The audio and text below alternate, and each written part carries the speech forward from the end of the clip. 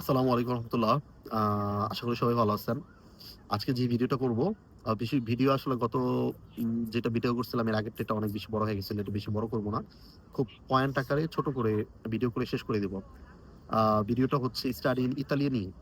ওকে, আমি study in Italy নিয়ে আপনার অনেকগুলো ভিডিও বানাইছি।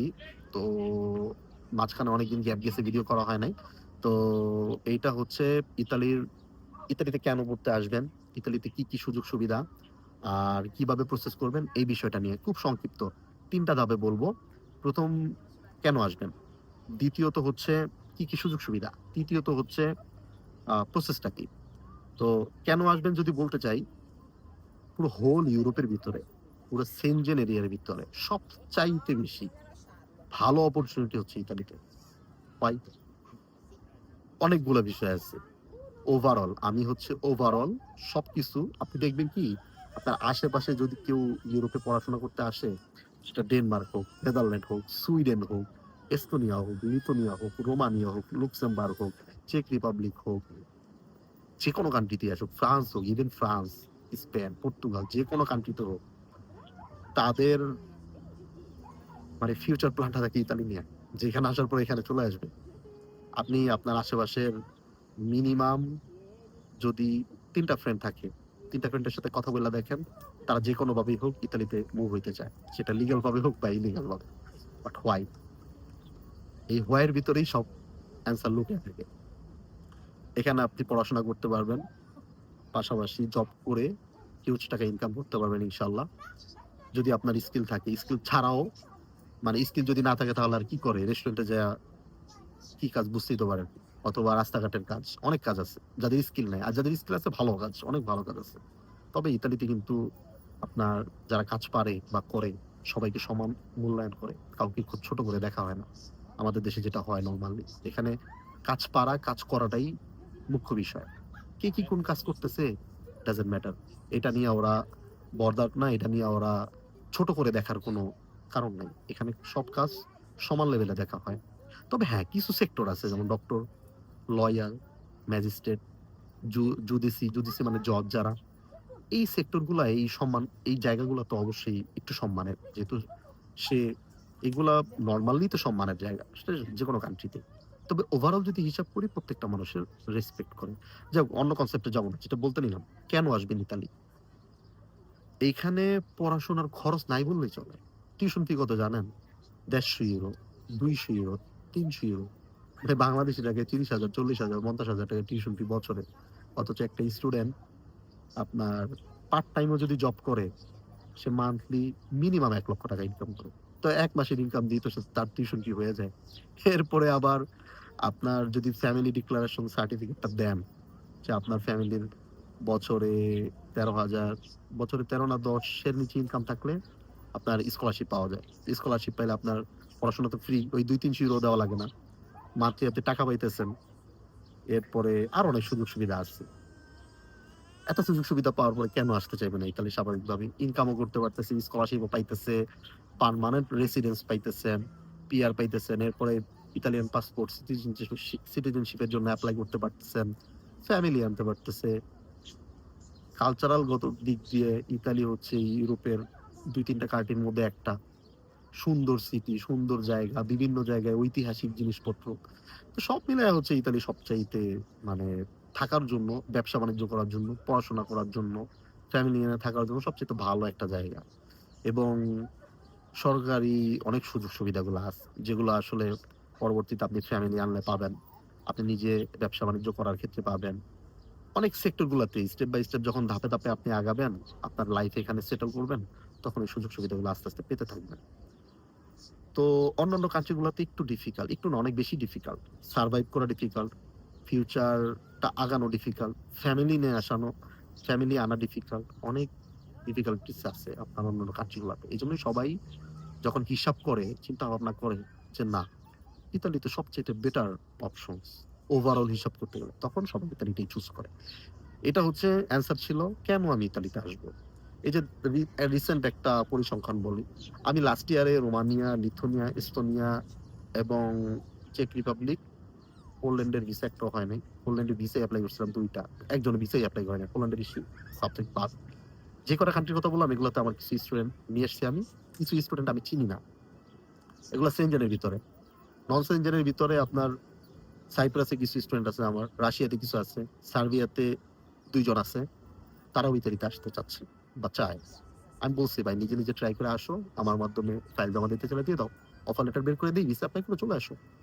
এই যে সেনজেন এরিয়াগুলোতে যারা আছে বা নন সেনজেনে আছে, এরা প্রতিনিয়ত চেষ্টা করতেছে ইতালিতে কিভাবে ঢোকা যায়। আমার কাছে অনেকেই ফাইল দিছে। আমি যাদের অফার লেটার বের করে দিছি ইতিমধ্যে। তারা ভিসা এপ্লাই করবে, ইতালিতে চলে আসবে। স্টুডেন্ট ব্যাপারের ভিসার কাজ যেহেতু আমি করি, স্টুডেন্টের কনসেপ্টটা বলি। অনেকে বলবেন, "ভাই আমি স্টুডেন্ট ভিসা আইসা, স্টুডেন্ট ভিসা তো কনভার্ট করা যায় না কোনো দেশেই। আমার তো ৪ বছর গ্রাজুয়েশন শেষ করব। তারপরে না আমি পিআর পাবো, পার্মানেন্ট রেসিডেন্স। এর আগে তো পাবো না।" এখানেই হচ্ছে মজার বিষয়। পুরা সেনজেন এরিয়ার ভিতরে শুধুমাত্র ইতালি আপনাকে দিচ্ছে এই সুযোগটা যে আপনি স্টুডেন্ট হিসেবে আসার পরে আপনি যেকোনো একজন মালিক খুঁজে বের করে যার আন্ডারে আপনি কাজ করতেছেন বা করবেন তার সাথে আপনি কন্ট্যাক্ট করে কিছু টাকা অবশ্যই তাকে দিতে হয় এবং লয়ারের কিছু খরচ আছে। আপনি স্টুডেন্ট ভিসার থেকে নরমাল ভিসায় যেতে পারবেন। মানে আমি লাবরুজি সুবেরদিনাতো বললাম না, ওয়ার্ক ভিসা বললাম না, নরমাল বললাম। যে আপনি এখানে টিআর যেটা টেম্পোরারি রেসিডেন্স আমরা এক কথায় বুঝি। এখানে সেটাকে বলা হচ্ছে laboro di subordinato, permesso। ওটার নাম laboro di subordinato মানে ওয়ার্ক ভিসা। মানে নরমাল ওয়ার্ক ভিসা না, ওইটা নরমাল পেরমেসো বলতে পারি আমরা। ওইটাতে আপনি কনভার্ট হইতে পারবেন স্টুডেন্ট থেকে। স্টুডেন্টের হিসাবটা আলাদা। স্টুডেন্টের সময় লাগে বেশি। জব করা যায় লিগ্যালি ২০ ঘন্টা। সুযোগ সুবিধা তো আছেই। স্টুডেন্ট আপনার প্রতি মাসে যদি ইউনিভার্সিটি ৳১,০০০ করে দেয়, ৳৭০০ করে দেয়, আপনার তো জব করা লাগতেছে না। কিন্তু যদি আপনি স্টুডেন্টটা কনভার্ট করতে চান, পারবেন কনভার্ট করতে। কিন্তু ইউরোপের কোনো দেশেই পারবেন না। এই কারণেই হচ্ছে ইতালি সবাই চুজ করে। আচ্ছা, কেন ইতালিতে আসবেন? আশা করি ক্লিয়ার। এত সুযোগ সুবিধা, এত অপরচুনিটির পরে মানে তখন আসলে মনের ভিতরে জাগে আমি কখন যাবো? ভিডিও অলরেডি ৭ মিনিট হয়ে গেছে। আমি বলছিলাম যে শর্ট করার চেষ্টা করব। যাই হোক, ২য় বিষয়ে আসি। সুযোগ সুবিধা কি? আমার মনে হয় কেন আসবো এবং সুযোগ সুবিধা ২ টা আমি একসাথেই শেষ করে দিচ্ছি। আমার নতুন করে আর এই ২ টার আ ডিভাইড করার কিছু নাই, পার্থক্য করার কিছু নাই। তাহলে 3rd অপশনে চলে আসি যে প্রসেসটা কি? This is the most important topic. প্রসেসটা হচ্ছে যারা ইতালির জন্য টার্গেট করবেন, আমি বাংলাদেশের কনসেপ্ট নিয়ে বলতেছি। যারা ইতালির যারা যারা বাহিরে আছেন অলরেডি সেনজেন, নন সেনজেন এরিয়াতে, তারা অলরেডি তাদের এত ডিফিকাল্টিস নাই, তাদের সমস্যা নাই। কারণ তাদের অফার লেটার পাইলে শুধু ৬-৭ হাজার ইউরোর মতো অ্যামাউন্ট দেখাইলে ব্যাংকে আর তেমন কিছু চায় না। ভিসা হয়ে যায়।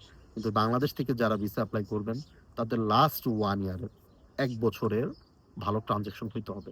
যদি আপনার স্পন্সরের ব্যাকগ্রাউন্ড যদি আ বিজনেস হয়, তাহলে ট্রেড লাইসেন্স অনুযায়ী আপনি প্রতি মাসে ২ লক্ষ, ৩ লক্ষ, ৪ লক্ষ, ৫ লক্ষ যা পারেন ডিপোজিট করবেন, উইথড্র করবেন, ডিপোজিট করবেন, উইথড্র করবেন মানে ট্রান্সেকশন করবেন। এইভাবে ১ বছরে এজন্য ইতালির ব্যাপারে সবসময় ১ বছর আগে থেকে প্ল্যান করতে হয়, ১.৫ বছর আগে থেকে প্ল্যান করতে হয়। হুট করে প্ল্যান করলে অনেক সময় হয় না। তবে হ্যাঁ, হুট করে প্ল্যান করলে হয়। যেমন এখন 2nd কল চলতেছে। 1st কল অলরেডি শেষ। এরপরে জুনের থেকে শুরু হবে, সরি জুন, হ্যাঁ, জুন থেকে শুরু হবে 3rd কল। মে মাসের শেষ পর্যন্ত থাকবে 2nd কল। এপ্রিলে অলরেডি ১২ থেকে ১৪ টা ইউনিভার্সিটির মতো অ্যাডমিশন এখনো এভেইলেবল আছে। যাদের ব্যাংক স্টেটমেন্ট, ব্যাংক সলভেন্সি নিয়ে প্রবলেম নাই, ভালো ট্রান্সেকশন আছে, সলভেন্সি ভালো দেখাইতে পারবেন। অতি দ্রুত আপনি নিজে প্রসেস করুন অথবা আমাদের মাধ্যমে ফাইল দেন। মাত্র ৳২০,০০০ হচ্ছে সার্ভিস ফি। হোয়াটএভার। কি জানি বলতে নিলাম? আচ্ছা, প্রসেস সম্পর্কে। ব্যাংক স্টেটমেন্ট, ব্যাংক সলভেন্সি যদি ভালো থাকে, আপনার যদি স্পন্সর যদি আ বিজনেস না দেখায় যদি আপনি জব দেখাইতে চান, তাহলে এই যে সেলারি প্রতি মাসের একটা নির্দিষ্ট টাইমে আপনার ঢুকতে হবে এবং ওইটা আপনি খরচ করবেন। যদি আ স্পন্সরের আপনার জব পারপাস দেখান স্পন্সরের, তাহলে আপনি আহামরি ট্রান্সেকশন সবসময় করতে পারবেন না। একটা নির্দিষ্ট অ্যামাউন্ট সবসময় ট্রান্সেকশন হবে। যেহেতু ইয়া কোম্পানি আপনাকে দেয় টাকাটা। কারণ আপনি যদি জব করেন, পাশাপাশি আপনি ১ মাসে ৳৫,০০,০০০ ইন করলেন আপনার অ্যাকাউন্টে, তখন সেই ৳৫,০০,০০০ সোর্স আপনাকে দেখাইতে হবে। এজন্য আমি সবাইকে সাজেস্ট করি আপনার যে স্পন্সর হবে ১ বছর আগে একটা ট্রেড লাইসেন্স বানায় ফেলান। যদিও সে আপনার স্পন্সর কিন্তু সে বিজনেস করে না। কিন্তু ট্রেড লাইসেন্স বানান। বাংলাদেশে তো সবকিছুই সম্ভব। কারণ এই ট্রেড লাইসেন্স করার মানে হচ্ছে আপনি ১ বছর পর তারে দেখাবেন সে বিজনেস করবে। আর বাদবাকি সব হয়ে যায়। আর কোম্পানির প্যাড-ট্যাড, হাবি-জাবি এগুলো সব হয়ে যায়। ট্রেড লাইসেন্সটাই মূলত আসল। কারণ এটা তো জেনুইন লাগবে আপনার। ওইটা তো আপনি শো করবেন এম্বাসিতে। ওকে? তো ট্রেড লাইসেন্স হইলে হয় কি? আপনি প্রতি মাসে 4 লক্ষ, 5 লক্ষ, 50 লক্ষ টাকা পর্যন্ত আপনি ট্রান্সেকশন করতে পারেন। আমি বিজনেস করি। আমার বিজনেসে অনেক প্রফিট হইতে পারে, অনেক লস হইতে পারে, অনেক ট্রান্সেকশন হইতেই পারে। সো আমাদের ট্রান্সেকশনও বাড়তেছে। আ এন্ড অফ দ্য ডে আমরা ভালো একটা অ্যামাউন্ট শো করতে পারতেছি এম্বাসিকে সলভেন্সি হিসাবে। সেটা আমি মিনিমাম ন্যূনতম ১৬ লক্ষ বা ১৫ লক্ষ টাকার কথা বলি। এর নিচে কেউ যদি না দেখায়। তবে স্পন্সরের অ্যাকাউন্টে মিনিমাম, একেবারে মিনিমাম হইল ১২-১৩ লক্ষ টাকা এবং যে অ্যাপ্লিক্যান্ট এভাবে করবেন। অনেকে একজনের শুধু স্পন্সরেরটাই দেখায়। হ্যাঁ, এটার ল মানে আপনি যদি এম্বাসির রিকোয়ারমেন্টস অনুযায়ী শুধু স্পন্সরেরটা দেখাইলেই হবে। তবে আমি যাদের ভিসা এপ্লাই করি বা আমার মাধ্যমে যারা ফাইল দেয় বা আমি আমার আশেপাশে যারা আছে সবাইকে সাজেস্ট করি যে স্পন্সরের অ্যাকাউন্টে একটা ভালো অ্যামাউন্ট দেখান। পাশাপাশি যে অ্যাপ্লিক্যান্ট তার অ্যাকাউন্টে মিনিমাম ৪-৫ লক্ষ বা ৬ লক্ষ, ৭ লক্ষ টাকার মতো দেখান। ২ টা কম্বাইন্ড ভাবে যাতে ১৬ লক্ষ টাকার নিচে না হয়, ১৭ লক্ষ টাকার নিচে না হয়। তবে হ্যান্ডসাম অ্যাকাউন্ট দেখাইতে চাইলে ১৮ থেকে ২০ লক্ষ টাকা দেখান। আর এরপরে যদি আপনার অঢেল টাকা থাকে আপনি ৩০-৫০ লক্ষ, ১ কোটি টাকা দেখান, সমস্যা নেই তো। যত বেশি দেখাবেন ভিসা রেশিও তত ভালো হবে। ওকে? এই হচ্ছে মূল কনসেপ্ট। আ ইতালির ভিসা পাওয়ার জন্য ব্যাংক স্টেটমেন্ট, ব্যাংক সলভেন্সি। পাশাপাশি আপনার অবশ্যই ব্যাচেলর লেভেল IELTS লাগবে। অফার লেটার পাইতে হইলে IELTS এ মিনিমাম ৫ লাগবে। আর এম্বাসিতে ভিসা সাবমিশনের ক্ষেত্রে মিনিমাম IELTS এ 5.5 লাগবে। সো একবারই IELTS এ 5.5 কইরা নেন। আবার শুধু 5 দিয়ে তো ভিসা এপ্লাই করতে পারবেন না, ঝামেলা আছে। মাস্টার্সে MOI দিয়ে অফার লেটার পাওয়া যায়। ইতিমধ্যে আমি অনেকগুলো অফার লেটার পাইছি MOI দিয়ে। গত পরশুদিন আ রোমানিয়াতে যে ভাই থাকে তারটা পাইলাম রোমা তোর ভেগার ইউনিভার্সিটি থেকে। সাপিয়েন্সা থেকে আসছে একটা। আর মার্কেরা থেকে তো এই পর্যন্ত ১৫ টার মতো অফার লেটার পাইছি। পিসা থেকে আসছে। সিয়েনা থেকে একজন পাইছে। আবার রিজেক্টও হইছে একজন। ফ্লোরেন্স থেকে আসছে একটা। সিজিপিএ ভালো ছিল। 3.94 ওভারঅল আউট অফ 4 এ। চিন্তা করা যায়? এত ভালো স্টুডেন্ট। ওকে। তো আপনার অফার লেটার পাইলেই হবে না। IELTS লাগবে। ভিসা এপ্লাই করতে মাস্টার্সের ক্ষেত্রে। IELTS এ 6 লাগবে। এটা এম্বাসির রিকোয়ারমেন্টস অনুযায়ী। ওকে। তো এই হচ্ছে টোটাল হিসাব। আমি ৩ সেক্টরই বলে দিলাম। আপনার কেন আসবেন? কি, কি সুবিধা এবং প্রসেস কি? আমাদের মাধ্যমে ফাইল দিলে এখনো দিতে পারেন। সেকেন্ড কল আ চলতেছে। ১২-১৩ টা ইউনিভার্সিটি এভেইলেবল আছে। অফার লেটার পাইলে ভিসা এপ্লাই করতে পারবেন। আর আমাদের সার্ভিসের ভিতরে স্কলারশিপের অ্যাপ্লিকেশনটা ফ্রি থাকে। ওকে? রিজিওনাল স্কলারশিপ খুব দ্রুতই শুরু হয়ে যাবে। সবাই অফার লেটার নেন। কারণ অফার লেটার ছাড়া রিজিওনাল স্কলারশিপ এপ্লাই করতে পারবেন না। ইটস এ অব্লিগাটোরিও। অব্লিগাটোরিও মিনস আপনার ম্যান্ডেটরি। এটা বাধ্যতামূলক ডকুমেন্টস। আপনার একটা পাবলিক ইউনিভার্সিটির ইতালির অফার লেটার লাগবে। Pre admission letter. যেটা ইউনিভার্সিটি অ্যাকসেপ্টেন্স করছে আপনাকে। ওইটা লাগবে। ওইটা ছাড়া আপনি স্কলারশিপ এপ্লাই করতে পারবেন না। ওকে? আর প্রসেসটা যদি শর্টকাটে বলি, অফার লেটারের এপ্লাই করা, অফার লেটার পাওয়া, সিএমএ করা, প্রি এনরোলমেন্ট করা, ভিসা এপ্লাই করা। এখানে আইসা তারপরে সেলফি তুলবেন। আল্লাহ হাফেজ। সবাই ভালো থাকেন। আসসালামু আলাইকুম ওয়া রাহমাতুল্লাহ।